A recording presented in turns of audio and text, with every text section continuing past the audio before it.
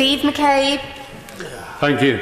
My constituency of Selly Oak, like so many others, has been plagued by the problem of illegal encampments for the past 2 years, as is that of my colleague, the member for Northfield, who can't be here tonight as he's suffered a bereavement. I want to make it clear, Madam Deputy Speaker, that I'm referring to the behaviour of a problematic minority, and I've no wish for my remarks to be construed as a general criticism of Gypsy, Roma and traveller people. It's estimated that the costs of enforcement and clean-ups have cost Birmingham Council about £700,000 in the past year, with something like 395 unauthorised encampments across the 7 West Midlands authorities.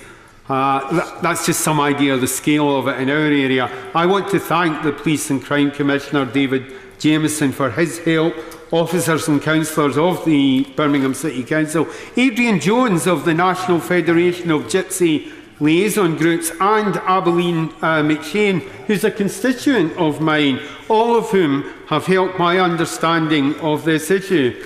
But I want to concur with the comments we've heard from other members about the problems these illegal encampments cause so many of our constituents. There's no single solution, but there are some things that would help. More transit sites, which would give people more places to go and make it easier for the police to use powers to move people from unauthorised sites. Police powers would be strengthened if they could direct groups across combined authorities.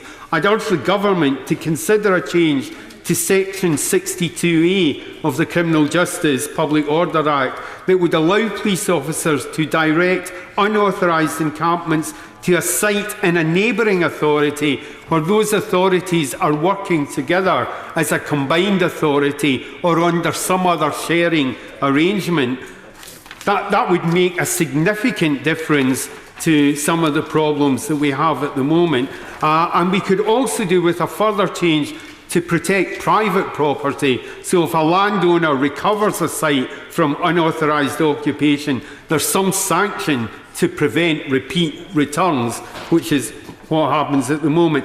I know it's not popular to ask for money, but I think the government should consider a fund from which local authorities might draw or borrow money to help with setting up transit sites, because I think they are a significant key to a long-term solution. There are obvious problems, but I want to praise West Midlands Police, the Birmingham City Council, in particular Councillor Karen McCarthy, for pioneering the use of injunctions against persons unknown, which marks a substantial change in the law and does make it easier to get these injunctions in the future.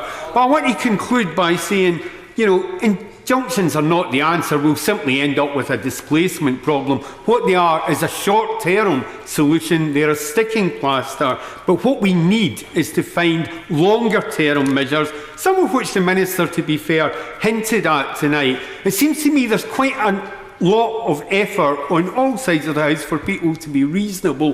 What we have to find are solutions that are practical, that address the problems that our constituents are experiencing, and don't seek to scapegoat people unnecessarily. That won't solve our problems. It will create a different set of problems and leave us with the same issues time and time again. Robertson.